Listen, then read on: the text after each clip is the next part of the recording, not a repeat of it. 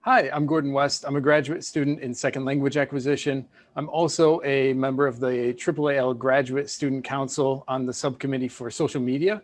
And I'm here today with Dr. Chun. He's an associate professor of applied linguistics in the College of Liberal Arts at the University of Massachusetts, Boston. Would you like to briefly introduce yourself? Yes, thank you, Gordon, for the invite. Yes, my name is Chun, and I've been in the Department of Applied Linguistics at the University of Massachusetts, Boston for the past 5 years now. Thank you for being here with us today. So today we're talking about socially engaged research and what can be done as graduate students and researchers in applied linguistics to respond to social issues like racial discrimination. So your work has often been socially engaged. You've written about participating in a teach-in at a protest for the Occupy movement. You've also written about how your language teaching has connected to protest movements in the past. Can you take us through your trajectory a bit and tell us why it has been important for you to make these sort of connections to current events in your work? Right. So this is something I've written about in several venues, including my book, Power and Meaning Making in an EAP Classroom, published in 2015. I started teaching English as an additional language in Los Angeles in 1991. And the overwhelming majority of my students were adult immigrants, mainly from South Korea and Japan. And the ones who were from South Korea, they were working class and they were working in many service-oriented stores in the area around Koreatown and Los Angeles, South Central. About a month or two after I started teaching, the Rodney King incident happened, in which it was documented on video. Several members of the Los Angeles Police Department beat Rodney King to an inch within his life, even for excessive speeding. He did not have a weapon on hand. He did not fight back. This was all documented on video. So because it was on video and it was released to the mass media, there was a public outcry, and 4 of the LAPD officers were charged. And the case went to court, and it took over a year. And after a year, in the spring of 1992, the 4 officers were acquitted. Now, why I'm mentioning this is because within hours of the announcement of the acquittal, as we know, there were emerged numerous uprisings and protests within the predominantly Black communities of South Central Los Angeles. Unfortunately, as the protests started going on, several of my students were affected. Well, one of my students had his store looted and burned to the ground. Now, so as I went into the class and the students came to the class, you could imagine the last thing they wanted to learn or talk about was English grammar, right? Or English language pronunciation. They were full of anger, of course, understandably so, and demanded to know why this was happening to them, because in their eyes, they felt they had no culpability whatsoever. And so my critical pedagogy was literally launched into action because of this. It wasn't, any of this kind of these stereotypes of teachers, bringing in some kind of political motivated agenda. It was literally from the ground up.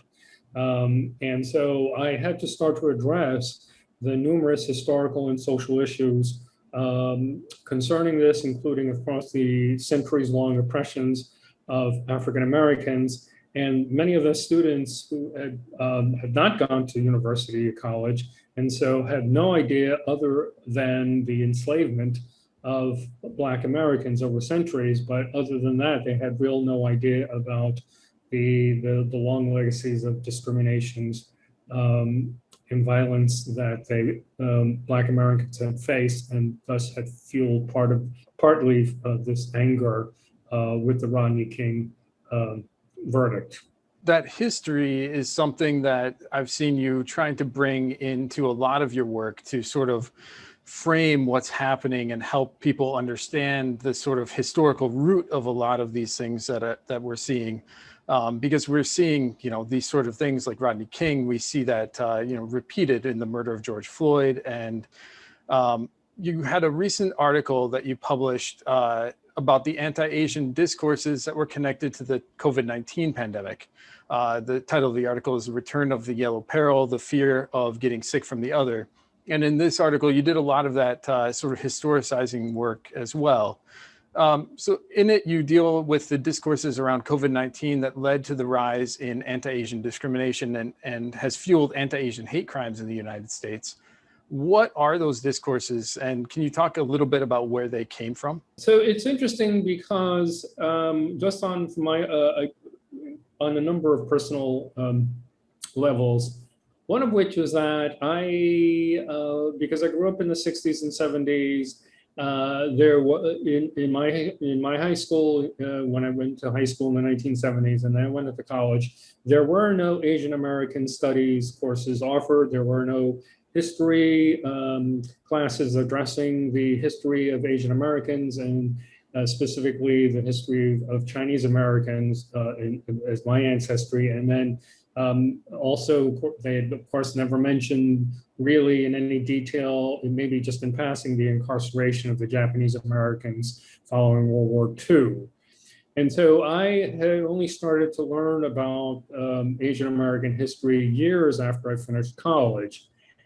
And it was interesting because how and why this started to evolve was because in the last, my reading extensively in it's only been accelerated in the last 5 years since 2016, when it came out into the open, the xenophobic discourses. Now, of course, as that said, there's always been a long toxic legacy, as we know or should know, of xenophobic discourses in this country throughout its history.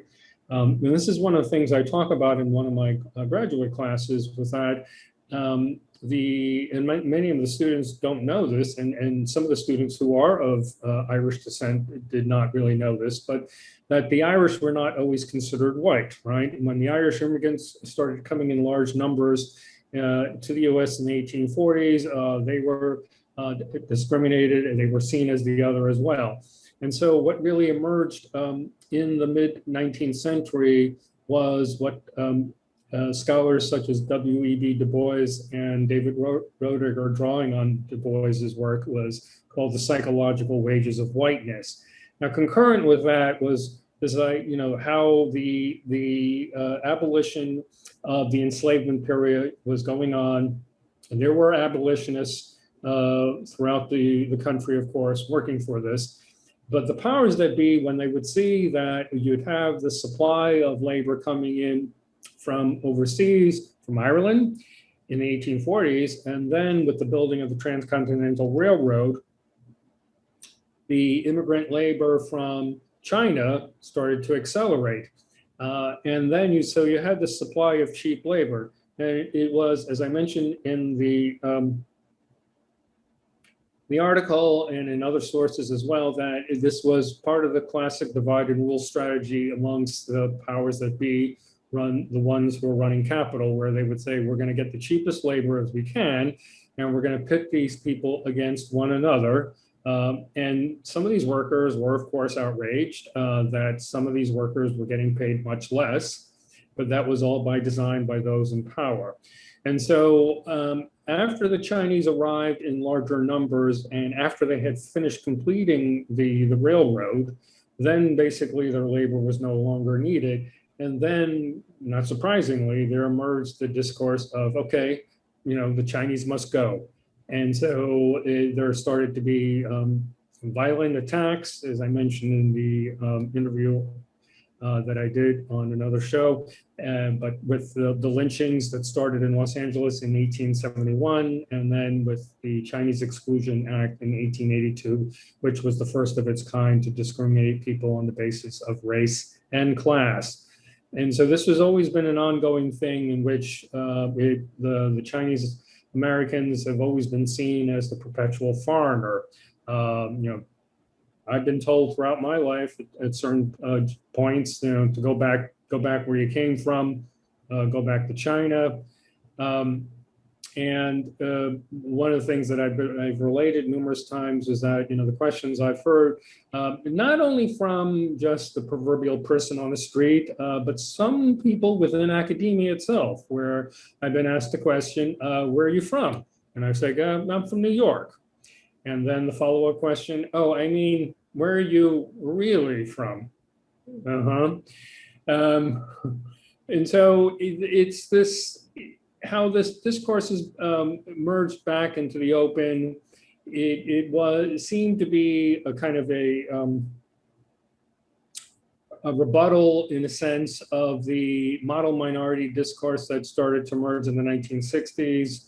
But again, this discourse of xenophobic, anti-Asian, anti-Chinese discourses have always been in circulation, whether it was overt or covert. And so the viral pandemic, it just brought it out into the open, thanks in part, of course, to certain people propagating that discourse. Your article was really nice in sort of bringing out the kind of personal impact. And I wonder if you could talk just a little bit more about some of the broader impacts of these discourses and why it's so important for somebody with a background in applied linguistics to kind of do this discourse analysis of these discourses around COVID-19 that were coming out. I think one of the pressing issues is that for those of us in applied linguistics, and of course, because part of the very foundation of applied linguistics has been rooted in language learning and language teaching. And within the past, 30, 40 years or so, a good percentage, I would say maybe the majority, I don't have the exact numbers off the top of my head, but a very good percentage of the language in the context of the US and in the context of other English-speaking majority countries, a good percentage of the language learners were coming from Asian countries, right? And so you'd have students coming from, again, from Japan and Korea, China, Taiwan, and the identities of the students, in many ways, as you know, have always been tied to their learning and their positionalities in the classroom. And of course, importantly, the dynamic interrelationships with the teachers who, may have, inadvertently at times positioned them in certain ways that did not always align with their own identities, right? Only partly because of, the languages they were speaking and or not speaking, or the languages they were trying to learn. And so this idea around how, why it is important to address particular discourses is because it's not only obviously affecting some of our students' lives, but I think it's importantly on a larger scale in terms of how we conceptualize what exactly is the legacy and the ongoing legacy of the colonialist legacy of English language teaching. And of course, within that, the idea of standardized, a standardized variety of English. And numerous scholars, have been addressing this for some time now. But I think it's also important to really kind of grapple with the fact of, on a both individual level, whether we, in our roles as educators and or learners, to really kind of think about exactly how and why certain identities are ascribed, how and why they're enacted, and what does it actually mean, both inside the classroom and outside the classroom. And then as researchers, to find ways in which we would try to bring these dialogues to teachers and to the broader public beyond the classroom. Yeah, I think that's really important. And I think, that's part of the reason why we wanted to have this conversation. I think over the last 18 months, since we've seen the intensification of the Black Lives Matter movement, and with everything that's been going on, there's been sort of a renewed urgency, I think, in applied linguistics to figure out what our role is or what it can be as scholars to respond to the events happening around us. So how do you define your role as a scholar in responding to the things like racial discrimination and the other social problems that are seemingly nonstop? That's a really important and tough question as well. One of the first things I try to, have been doing, of course, is to address this with my graduate students. And it's interesting because, most of my students are very receptive, but sometimes once in a while, there might be a student or so that might, and it's a legitimate question, and it's an important question, where they might raise their hand and ask, well, Dr. Chun, okay, this is interesting, but what does this actually have to do with English language teaching or English language learning? And I think it's not, and I'm not, attributing that to ignorance, of course, but part of that has been, as that seminal article by Firth and Wagner in 1997 addressing SLA, where part of that is that the legacy, of course, in second language acquisition research up until about the mid 1990s or so, where the identities of language learners were just seen as this kind of a vacuum, a void, or something just to be literally filled in with words, okay, new vocabulary, or so-called correct ways to pronounce words. And so I think it's important to engage with the students who are either entering the field as teachers and or as researchers, to have them start thinking about how the functions of language and interrelate with culture and identity. So I think that's of course the first important domain. The second domain, which is that I've been trying to address, is where and I am in the fortunate position, as it were, to now that I've received tenure, that I don't have the pressure to keep getting published in peer-reviewed journals aimed only for an academic audience. I'm mentioning this is because a lot of the knowledge that circulates, and this is not just, of course, only relevant to our discipline, it's pretty much every other academic discipline, but the knowledge that circulates within our discipline is not made available to the general public for a number of reasons. One of which, of course, they don't have access to those journals. But also importantly, the language that's presented, or the language that's used, rather, to write about these important issues is an academic language, right? And the general public, they're not going to really connect with, many of them were not going to really be interested in reading a heavily, densely written, academically filled jargon type of piece. And so one of the things I've been trying to do is to revamp my writing after all those years of pursuing graduate degrees, to make it accessible, to reach out to, or to address a larger audience. And I think that's important, that as scholars, we think about that, because again, the change that we're seeking, if it's only going to be confined, as it were, to our students, of course, that has a ripple effect, but I think we should also be trying to work out to reach out to a bigger audience than that. So and again, with social media, and this is something that I think is important, with whether we're posting things on Facebook and or YouTube or other social media platforms, to engage in dialogue and to spread our ideas around that. Yeah, thank you. I think those are two really important areas to consider. And I know probably a lot of graduate students who have been working as TAs or in their own classrooms have had that same experience with their students of having to have these sometimes fraught conversations and discussions in class. And I've had the same in my classes where students will ask, what does this have to do with language teaching? Well, and of course, these things have everything to do with it. And I think it's really important also to consider, who we're trying to reach out to with our work.